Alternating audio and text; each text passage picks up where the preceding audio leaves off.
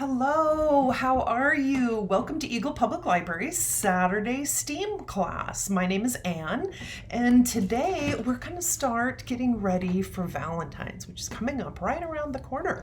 So today I have a cute little project we're going to make. These are woven heart baskets.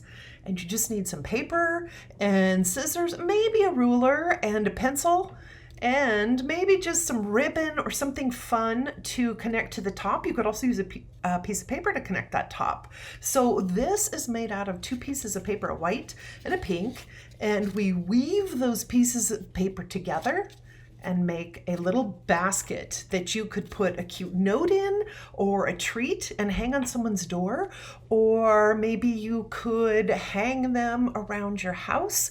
I've seen these hung up on a piece of string, and a whole bunch of them hung up for decorations. They're very cute and fun to keep because they're a nice little Valentine. So let's get started. This one I made out of construction paper. You can make them also out of printer paper that's a little thinner. Construction paper and anything thicker, cardstock, anything that's thick like that, it's a little harder to weave, a little more challenging, but we can do it. So I'm gonna make this next one out of some beautiful, is that cute? Scrapbook paper. This is a little thinner than the construction paper, so we'll give it a try. I'm going to use these two pieces and we'll see what happens. So on our website, eaglepubliclibrary.org, under virtual class resources, there's a tab on there. If you click that, you're going to see all of our recorded classes. So this is awesome because I'm going to post a PDF that you could print if you want that gives you the pattern for these woven heart baskets. This company calls them Danish hearts, and I love that. So in Denmark, it's a tradition to make these little hearts, put notes or goodies in them, and hang them on your Christmas tree. So that's kind of cool too. So if you make some of these for Valentine's, you can keep them and hang them around. Real cute. So here are the patterns, and if you get really good at this, you can go to the next challenging patterns. These make some really cool shapes. This has a little thinner line, which is neat. This one makes a different shape. So there should be 3 different, maybe 4 patterns that you can print from our website on that link. So what I did was I took my first pattern, and this will actually gives you patterns to make enough for one whole piece if you were to actually use this paper plus an extra one. What I did was I just cut one of those out because I want to make mine on this paper, and I can't fit this giant scrapbook paper through my printer. So I'm not going to print the pattern on here, but what I'm going to do is just take this and we're going to trace around. So let's get started. I'll show you what I did. So I think I'm going to trace on the back side of this. I'll be able to see my lines better. I'm going to line the 2 pieces of paper up so they're together, and I'm going to go right along the side so that I can maximize my scrapbook paper. I might want to use it for something else. So let's get this lined up as best I can. I'm going to trace this shape because really all I need is this shape. If you have a printer and you want to print these PDF patterns onto your paper, that's great, but it's also hard to run construction paper and cardstock through printers. Most printers, they don't really like the thicker paper. So I'm going to do a shortcut way. So all I did was just traced that onto the paper on one side of my 2 sheets that are put together here. I'm going to cut this shape out. And then I'm going to just sort of shortcut this a little bit. Mine won't be perfect, but it's going to still be awesome. So you can do it this way too, or if you have a printer and you have some cute colored paper that you can feed through your printer, you can print that PDF right onto your paper. And then you'll have all the lines and everything that you're going to cut out. Those lines in the middle are where you're going to cut. So now that I've got my 2 pieces cut out and they're exactly the same size, I'm going to fold the 2 in half. That way my lines are going to be the same when I cut. So let's fold this exactly in half. Here we go. And so this would be the pattern. If you were making it from the pattern, you would take your 2 pieces, together, fold them in half, and then you can see the lines are going to start at the fold and just go part way up. So if we were using this, we're just going to cut on the line. So if you did print yours out, you're going to cut until that line stops. And then what you'd end up with are some flaps here hanging down from the top. I'm going to cut on those lines, and here we go. So this is what you'd end up with, but I'm going to just kind of use this on top of mine as a guide, because I didn't print on my scrapbook paper, of where I'm going to start and end those cuts. So if you want to do it this way, you can do it this way too. Kind of helps, because then I don't have to try to print on this scrapbook paper. Or what you could do is use a ruler and make your lines. You just want to make sure that what you end up with are 4 flaps hanging down. So let's open this up so you can see. So now that I've cut that, I did the cuts on the fold. So when I open it back up, I've got these 2 chunks of paper. They have the cuts right down the middle, but the ends are not cut. So these 2 ends are not cut, but we've got 4 pieces. So this is the tricky part and fun part. We're going to weave these together. So I'm going to refold this so that I can see my beautiful pattern. So let me refold this the other way. Now we won't see my pencil marks where I was tracing. Uh-oh, I tore that. Oh no. Okay, maybe a little piece of tape for that. This paper might be a little thin for what I was doing. I'm still going to use it because I think I can just tape it at the end. Okay, so I'm going to start with mine this way. All right, now what you want to do is I could recut that too. So if you're at home and that happens, you could put a little piece of tape on the back. I don't see where I put my tape. So I'm going to tape it at the end, but you could always tape that. Don't worry about that. It is a little fragile. So, and it gets a little more tricky as we're going to weave this. So what you want to do with these 2 pieces is we're going to weave all these little flappy ends with each other to connect our 2 pieces of paper. There's no glue, no tape, nothing connecting these white and pink on this one. It's all the weaving. So I'm going to put my first flap from the pink paper that has the little cherries on it, and I'm going to go inside that opening here in the striped one.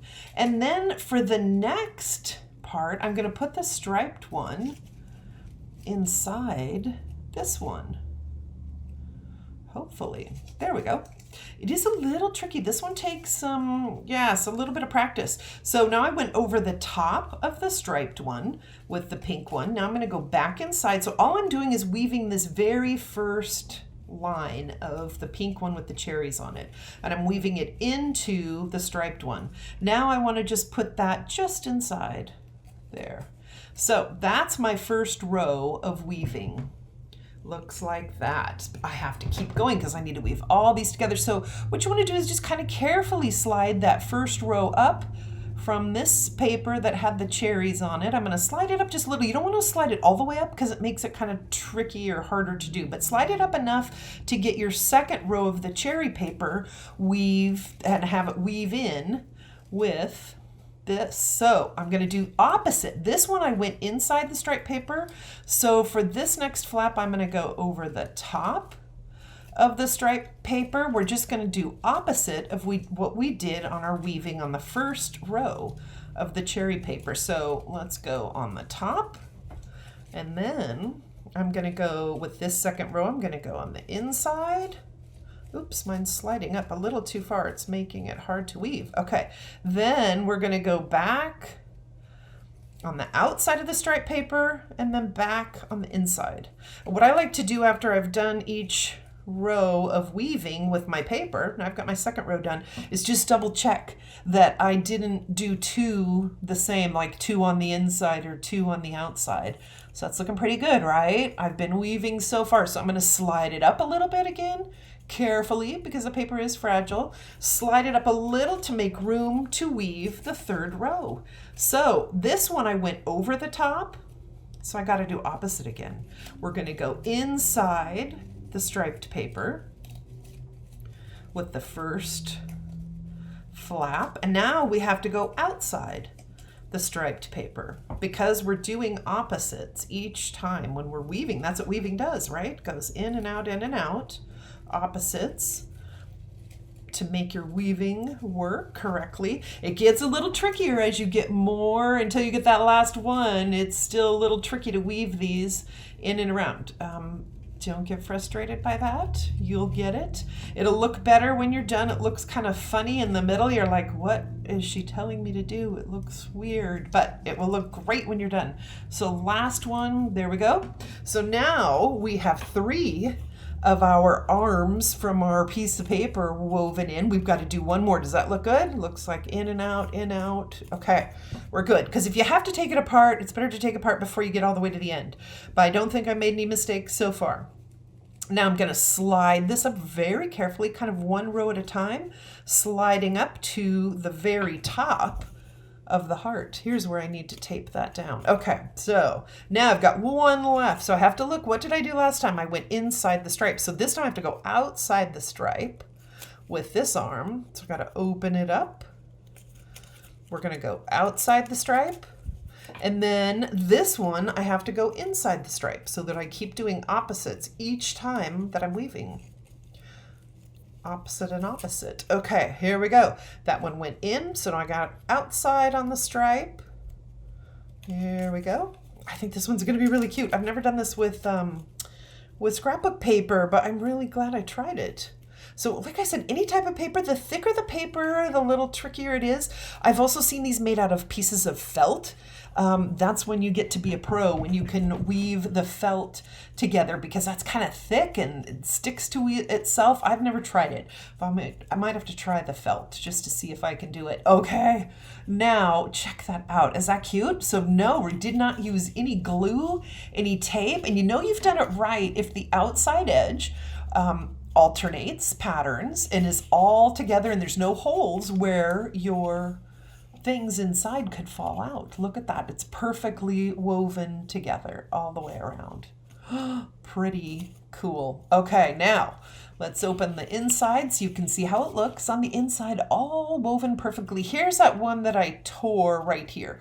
So I'm going to get a little piece of tape and just tape that right on the inside so it won't be noticeable. Now what I want to do is I could use yarn. I've got some pink yarn here.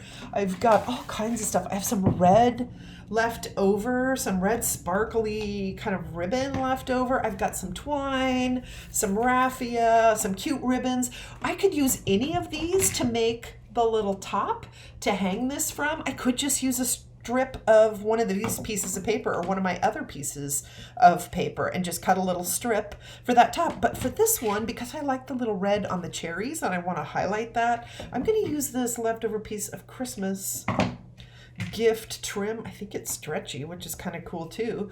And I'm just going to tape it down on the inside right here. You could hot glue it too. So if you put your ribbon or your piece of paper to make the handle, put it on the inside, on that side, and then on the inside of the other side, you can just use a piece of tape.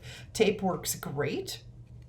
And we're going to tape that in, which I don't have my tape right at the moment. I forgot about tape. Maybe I forgot to tell you you're going to need some tape. Okay, so the tape is just to tape your handle on the inside of your super cute little woven heart basket. What do you think? This one's a fun one. I'm gonna have to tape mine in there and get it finished. I hope you guys try it. This pattern that I am going to post on our website is for this size of a heart. But you could make your very own pattern. Really all this is a giant oval shape, right? Like really giant, like that. And then this one has 3 lines down the middle. Just don't cut through the end. So you could make your own pattern bigger out of cardboard or some another piece of paper or construction paper. Make your own pattern. Just make sure that you have, for this, to make this exact one, make those 3 lines. This one is kind of that next level up. You can tell there's way more lines to weave through on this one. So this pattern will be on our website too. More lines. This one I haven't tried yet, but I think it makes a really cool pattern. when you're done. It's not just the straight woven. You'll have like little bumps or circles right down the middle. So this one is super cute when it's done. I'm gonna have to try it next. If you try any of these, please post up a little picture of what you made. Here's the other pattern that should be cool too. I don't know how that one looks when it's done. So you can come up with your own patterns and make these bigger if you want, make them smaller. I've just cut them myself, just kind of cut that oval shape out. I've done that myself with bigger ones, smaller ones. Just start experimenting. Use a ruler though to make sure all of these little pieces are the same size. When you go to weave, it's tricky if one of these is really thin and one's thick, but it could make a cool pattern too. So I hope you guys try it and enjoy the rest of your Saturday. Thanks for joining me for woven Valentine hearts. I hope you put a little treat or note inside for somebody special. Have a great day, guys. Bye-bye.